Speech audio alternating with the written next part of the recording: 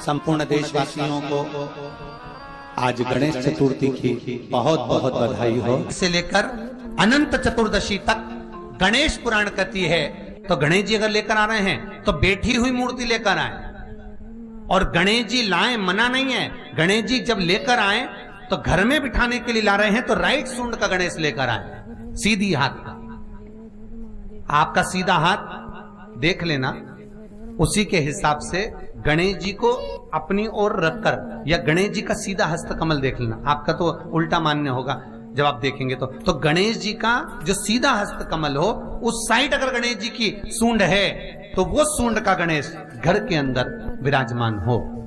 उल्टी सूंड का गणेश, लेफ्ट सूंड का गणेश, ये गणेश व्यापार, व्यवसाय, फैक्ट्री, दुकान, बिजनेस, ऑफिस जगह पर विराजमान हो। महाराज भगवान बैठ गए गणेश जी महाराज। इसलिए हमारे हिंदू रीति शास्त्र रीति कहती है, गणेश जी जब जब खड़े होते हैं तब तब संहार करते हैं। गणेश जी जब जब खड़े होते हैं तब तब किसी ना किसी का संहार करते हैं। और गणेश जी जब बैठे रहते हैं तो सुख, समृद्धि, वैभव, आनंद, संपदा प्रदान करते रहते हैं। यहां तक जो जीवात्मा मर कर आती है, जो जीवात्मा भगवान गणेश के सम्मुख में आकर प्रथमता में खड़ी होती है, उस जीवात्मा के सम्मुख खड़े होने पर गणेश जी उसका फल भी प्रदान कर देते हैं। जा, मैं तुझे, तू मेरे सामने खड़ा है, मैं तुझे ये सुख देता हूं, जा। जब गणेश जी प्रवेश करें आपके घर के अंदर, तब 2 घी के दिए दोनों ओर जलना चाहिए रिद्धि सिद्धि के लिए। तब प्रवेश मेरे गणेश जी महाराज सीधा चरण अंदर रखकर प्रवेश करिए और गणेश जी की स्थापना करिए। और स्थापना के समय पर 2 बिंदी, जहां गणेश जी बैठे साइड में कोई दीवार हो तो एक हल्दी की, एक कुंकू की बिंदी जरूर लगाएं। क्यों? जब आखिरी दिन हम अनंत चतुर्दशी के दिन गणेश जी को जब विदा करें तो ये रिद्धि और ये सिद्धि, ये कुंकू और हल्दी की बिंदी नहीं, ये रिद्धि और सिद्धि हैं। बहुएं हमारे घर में रह जाए। गणेश जी महाराज हमारे घर में आ गए। गणेश जी की सबसे पहली जो आरती हो, उस आरती के समय पर अगर धूप बत्ती जलाई जाए या गोबरी को जलाकर उसमें गूगल छोड़ी जाए, और गूगल छोड़ने के बाद गणेश जी का नाम ध्रुम वर्ण कह दिया जाए, तो गणेश जी को तुम्हारे घर की पूजा स्वीकार करना पड़ती है। बस वो समय हम जानते। हम तो बस उतना जानते हैं कि शिव महापुराण में लिखा और मुद्गल पुराण में लिखा, गणेश पुराण में लिखा, गणेश जी का एक नाम होता है ध्रुम वर्ण। क्या नाम है? ध्रुम वर्ण गणेश जी का एक नाम होता है। जब हम धूप जलाकर और धूप लगाने के बाद में गणेश जी की सबसे पहली आरती करने के पहले, अगर हम सबसे पहली आरती गणेश जी की कर रहे हो, अपने घर में स्थापना कर रहे हो, बिठा रहे हो, और तुम चाहते हो कि गणेश जी मेरे घर में आके मेरी पूजा को स्वीकार करें और जो मांगू मेरा गणेश मुझे दे 10 दिन के अंदर, तो पहला नाम लेकर पुकार लेना ध्रुम वर्ण विनायक, बैठो, बस काम हो गया। वो फ्री होकर आता है, वो बैठता अलमस्तता में। कहां चढ़ाते हैं दुर्बा? गणेश जी का जो दांत टूटा है उस दांत की ओर गणेश जी को दुर्वा समर्पित करी जाती है। अभी गणेश जी विसर्जन हुए, गणेश जी को जल में विसर्जन किया, तो आपके मन में एक प्रश्न तो खड़ा होगा, आया तो होगा कि गणेश जी के 10 दिन तक बिठाओ, नित्य पूजन करो, ने पाठ करो, ने अर्चना करो, ने 10वें दिन इनके विसर्जन कर दो, और वो भी पानी में कर दो, पानी में विसर्जन करो। तो ये कहां लिखा कि जल में विसर्जन करो? श्रीमद् भागवत पुराण की रचना जब वेद व्यास जी महाराज करने के लिए बैठे, वेद व्यास जी ने सुखदेव जी से कहा कि मैं मंत्र बोलूंगा, मैं श्लोक बोलूंगा, इसको लिखेगा कौन? तो सुखदेव जी ने बोला गणेश जी से विनती करो। गणेश जी से कहा कि आप लिखोगे? गणेश जी बोले मैं लिखने को तैयार हूं, पर बोलते बोलते तुम रुक गए तो मैंने भी लिखना छोड़ दूंगा, उसके बाद मैं भागवत को विराम दे दूंगा, मैं आगे नहीं लिखूंगा। अब वेद व्यास जी बड़े चक्कर में पड़ गए, क्या करें? तो गणेश जी से कहा मेरे श्लोकों में कुछ गड़बड़ी हो सकती है, उसमें से गलती को छांटना पड़ेगा, फिर लिखना पड़ेगा। कितना सुंदर संबोधन श्री वेद व्यास जी ने कहा कि मैं जो श्लोक बोलूंगा आपको लिखने के लिए है, उसमें मैं कुछ गलती करूंगा, लिखना है। क्यों कहा वेदव्यास जी ने ये बात? गणेश जी भगवान है, वेदव्यास जी कहते हैं मैं तो संसारिक मनुष्य हूं ना, गलती तो कर सकता हूं। गलती कौन करता है? जम के बोलो भगवान गलती करता है क्या? नहीं, गलती कौन करेगा? मनुष्य। गलती मानव करेगा, गलती मनुष्य करेगा। और गलती करने के बाद अगर हमसे अपनी जिंदगी में कोई गलती हो जाती है तो एक बार क्षमा मांगने में कुछ जाता है क्या? प्रणाम करने में कुछ जाता है क्या? निवेदन करने में कुछ जाता है क्या? नहीं। गलती हो गई मुझसे, तो गणेश जी आप गलती को छांटना, लिखना। गणेश जी महाराज लिखने बैठ गए। लिखते लिखते लिखते लिखते 10 दिन हो गए गणेश जी महाराज को। शरीर में ताप पड़ने लगा गणेश जी महाराज के। वेद व्यास जी ने गणेश जी के हाथ का स्पर्श करा तो शरीर तो तप रहा था। वेद व्यास जी ने वहीं पर श्रीमद् भागवत के श्लोकों को विराम दे दिया। अब नहीं बोले। गणेश जी लिखते लिखते लिखते लिखते लिखते लिखते थक गए, ताप पड़ गया, शरीर गर्म हो गया। वेद व्यास जी ने कब करूं क्या? 10 दिन से लिख रहे हैं और शरीर पर ताप पड़ रहा है, करा क्या जाए? उन्होंने गणेश जी का हाथ पकड़ा, उठाया और कहा चलो प्रभु हमारे साथ में। वेद व्यास जी गणेश जी को ले गए और ले जाकर शीतल जल में श्री गणेश जी महाराज को बिठा दिया। गणेश जी को पानी के अंदर उनको विराजमान कर दिया कि अब आप ताप को थोड़ा ठंडा कर लीजिए। शीतल जल में बिठाया। उस दिन से नियम हो गया कि 10 दिन गणेश जी बैठते हैं और फिर उनका विसर्जन होता है पानी के अंदर, जल के अंदर। शरीर का ताप मिट जाए। तो गणेश जी ने वचन दिया है वेदव्यास जी महाराज को, आपने मेरे ताप को मिटाने के लिए मुझे जल में बिठाया है। जो मुझे जल में विसर्जन करेगा मेरा ताप तो मिटेगा ही, साथ में जो मुझे जल में विसर्जन करेगा उसके जीवन के भी ताप को मैं मिटा दूंगा, उसके जीवन के ताप को मैं मिटा दूंगा। ताप मिटा दिया।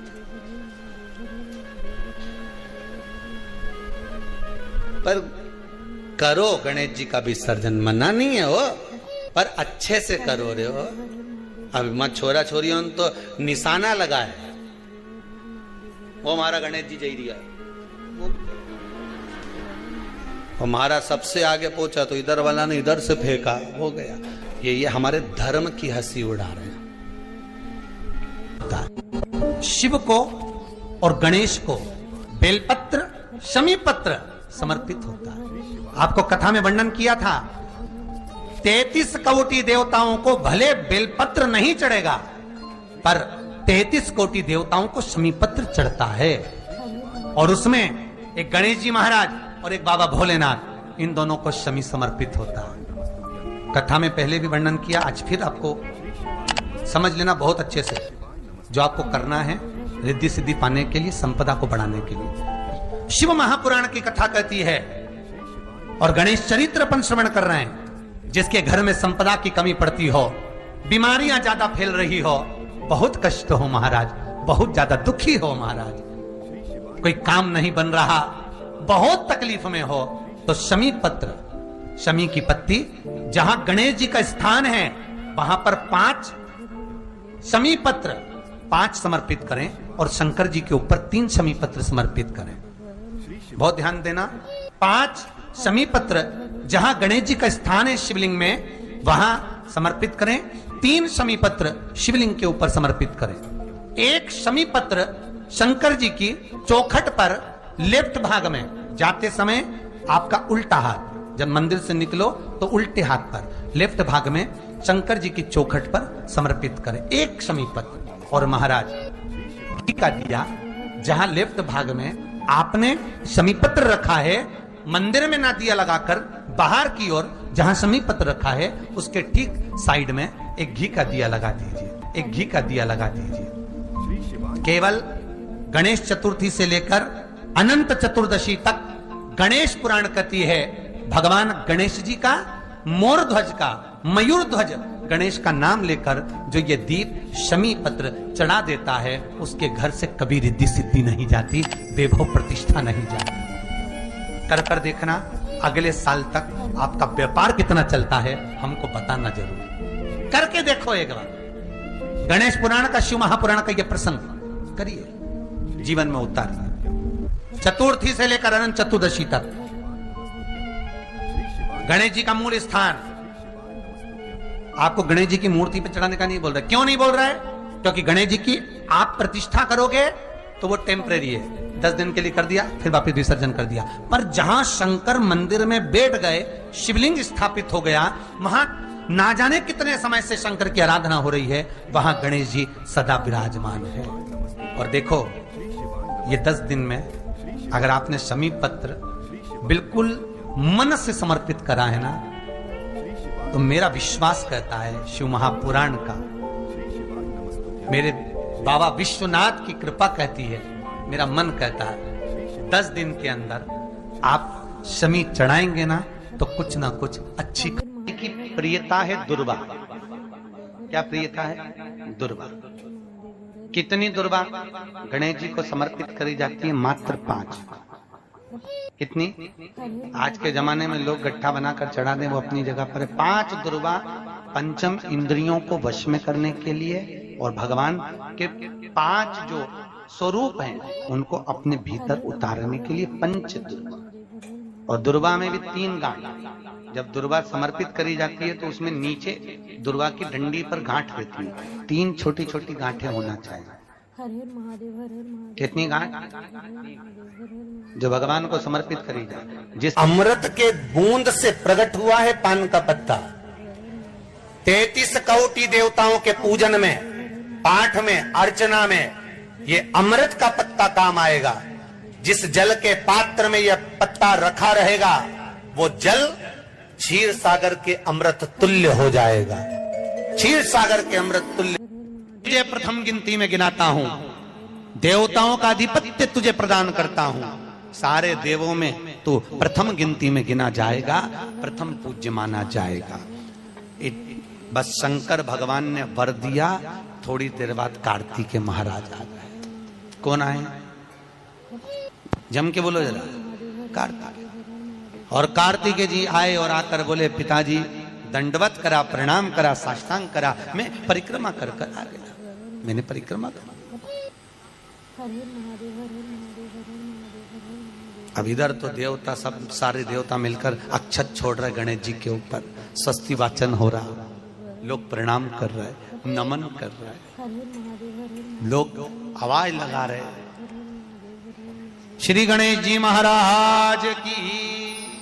अब सारी दुनिया में आवाज लग रही गणेश जी। तो कार्तिकेय ने पूछा, माँ ये गणेश जी का जयघोष क्यों हो रहा है? गणेश जी के जयकारे क्यों हो रहा है? गणेश जी के लिए इतना जयघोष? तो माता पार्वती ने भगवान शंकर के शब्दों को कार्तिकेय को सुनाया। कार्तिकेय रो पड़े, माँ मैं परिक्रमा कर कर आया, गणेश जी ने केवल आपकी परिक्रमा लगा ली, आपने उसको प्रथम गिनती में मान लिया। माँ उसने बुद्धि का परिचय दिया और मैंने कर्म का परिचय दिया।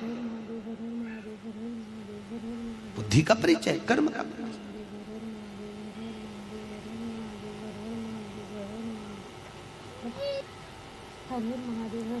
मैंने कर्म कर दिया। महाराज, व्यक्ति को उसके भाग्य का मिलता है कि कर्म का मिलता है? जल्दी बोलिए। कर्म का। आपका क्या विचार है? ये लोग तो बहुत दूर बैठे हैं, इसलिए इनसे पूछ ही नहीं रही हूं।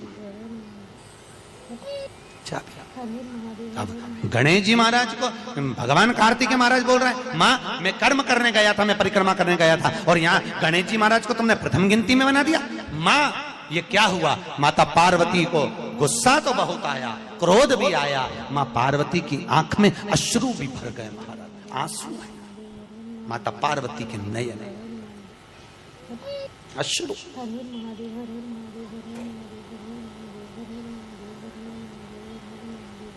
माँ खड़ी हो गई, माता पार्वती ने आज खड़े होकर भगवान भोलेनाथ जी से निवेदन करा, आपने अपनी जिंदगी की ये गलती कर दी। क्या गलती? शंकर भगवान पूछ रहे हैं, कौन सी गलती? तुमने गणेश जी को प्रथम गिनती में बना दिया। कार्तिकेय भी तो गया था, अगर कुछ थोड़ा सा आशीर्वाद रखना था तो कार्तिकेय के लिए रखना था, पर तुमने केवल गणेश को प्रथम गिनती में बनाया है, ये तुम्हारी गलती है। तो गणेश जी ने परिक्रमा भी तो करी है। माता पार्वती खड़े होकर शंकर भगवान से बोली, भोलेनाथ, मैंने अपनी जिंदगी में आपसे कभी कुछ नहीं मांगा, पर आज तुम्हारी यह पार्वती तुमसे एक वर चाहती है। शंकर भगवान ने कहा, मांग, तुझे क्या चाहिए? पार्वती कहती है, आज के बाद तुम्हारी कभी पूर्ण परिक्रमा ना लगे, आज के बाद तुम्हारी कभी पूर्ण प्रदक्षिणा ना हो। पूर्ण नहीं, कौन ने मांगा? जम के बोलो, पार्वती। शंकर की पूर्ण प्रदक्षिणा माता पार्वती ने कह दिया, भोलेनाथ आज के बाद, क्योंकि तुम भोले हो, तुम्हारे आसपास कोई घूम लेता है, तुम उसको कुछ भी निकाल कर दे देते हो। बहुत ध्यान देना, उल्टी सूंड के गणेश बहुत कम बनते हैं। क्यों कम बनते हैं? इसका शास्त्रीय प्रमाण है। कभी किसी मूर्तिकार के पास जाना और मूर्तिकार के पास जाकर पूछना, भैया तुम उल्टी सूंड का गणेश क्यों नहीं बनाते? जितने भी बनते सीधी सूंड के बनते। कभी पूछना उससे, वो बताएगा कि उल्टी सूंड के अगर गणेश जी बनाए, 50 गणेश जी अगर उल्टी सूंड के बनाए हैं, तो उसमें से कम 30 गणेश जी अपने आप टूट जाते हैं या बिगड़ जाते हैं। ये शास्त्र रीति है। उल्टी सूंड का गणेश बहुत कम पक पाता है या मिट्टी का बन पाता है। और यदि आपने अपने हाथों से भी उल्टी सूंड का गणेश मिट्टी का बनाया, तो 10 दिन पूजन करोगे, 10 दिन के अंदर वो मूर्ति, वो सूंड, वो गणेश जी चटक जाएगा। उल्टी सूंड का गणेश टिकता ही नहीं है, वो बीच में से खंडित हो ही जाएगा। तो आप देखना, उल्टी सूंड का गणेश जी लोगे तो कहीं ना कहीं हाथ नबा होगा, कहीं पांव नबा होगा, कहीं पीठ नबी होगी, कहीं कुछ खंडित होगा, कुछ ना कुछ उसमें मिस्टेक मिलेगी ही, यह पक्का है। और ना मानो तो आपके नगर में भी जाकर देखो, आप तो गणेश जी लेने जाओगे ना, तो विचार करना, शिव कथा सुन रहे हो कि गलत है कि सही, आप देखना जाए। सीधी सूंड के गणेश जी देखोगे तो खंडित कम मिलेंगे, पर उल्टी सूंड का अगर गणेश जी ढूंढोगे तो कहीं हाथ की उंगली, कहीं पांव, कहीं पीठ, कहीं कमर, कुछ ना कुछ उसमें कमी मिलेगी ही, ये पक्का। शिव महापुराण कहती, गणेश पुराण कहती, क्योंकि सीधी सूंड के गणेश जी को मनाने के लिए महाराज मंत्र की 50 माला करना पड़ती है। तो समझ लो, उल्टी सूंड के गणेश जी को मनाने के लिए मात्र 5 माला में भगवान गणेश प्रसन्न हो जाते हैं, अर्थात उल्टी सूंड का गणेश शीघ्र प्रसन्न होता है। इसलिए हमारे हिंदू धर्म में 2 तरह के गणेश जी का प्रमाण कहा जाता है, एक राइट सूंड के गणेश, एक लेफ्ट सूंड के गणेश। राइट सूंड का गणेश रखा जाता है तो लक्ष्मी आती है पर टिकती नहीं है, इसलिए घर में सीधी सूंड का गणेश, और दुकान, व्यापार, व्यवसाय में, ऑफिस में उल्टी सूंड का 2 गणेश। तो इसका मतलब ये थोड़ी ना कि तुम्हारे घर में गणेश जी बैठा तो तुम उठा के बदल लिया, यहाँ कहाँ दिया, यहाँ कहाँ दिया। अब रखे रहने, हमेशा याद रखो, गणेश चतुर्थी के बाद अनंत चतुर्दशी पर जब गणेश जी का विसर्जन करते हैं तो गणेश जी की 2 धर्म पत्नियां, वैसे तो गणेश जी की कुल मिला के 5 पत्नी, कितनी है? गणेश जी की 5 पत्नी, पहली श्री, दूसरी तुष्टि, तीसरी पुष्टि, चौथी रिद्धि और 5वीं सिद्धि। ये व्यक्ति के नाम के आगे जो लिखा रहता है ना, श्रीमान, ये श्री संबोधन कहाँ से आया? और एक पीछे लिखते हैं, जैसे नाम के आगे लिखते हैं श्री और पीछे लगाते हैं जा में ई की मात्रा जी, लिखते हैं कि इधर नहीं लिखते? लिखते हैं श्रीमान अग्नि प्रसाद जी, श्रीमान बद्री प्रसाद जी।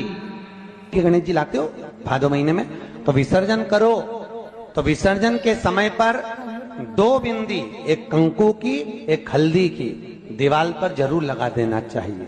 क्यों? क्योंकि गणेश जी हमारे यहाँ आते हैं तो रिद्धि सिद्धि के साथ आते हैं, पर जब गणेश जी जाते हैं अगर हम बिंदी नहीं लगाते हैं तो गणेश जी अपनी रिद्धि सिद्धि को साथ में लेकर चले जाते हैं। पति के साथ पत्नी वापिस चली जाती है। जब हम बिंदी लगाते हैं तो उसका मतलब होता है कि हमारे घर की बहू हमारे घर में रहे, बेटा भले भ्रमण के लिए जाए। तो गणेश जी जाते हैं, रिद्धि सिद्धि घर में रह जाती है। इसलिए रिद्धि सिद्धि को घर में रखने के लिए 2 बिंदी लगाना चाहिए, एक कुंकू की एक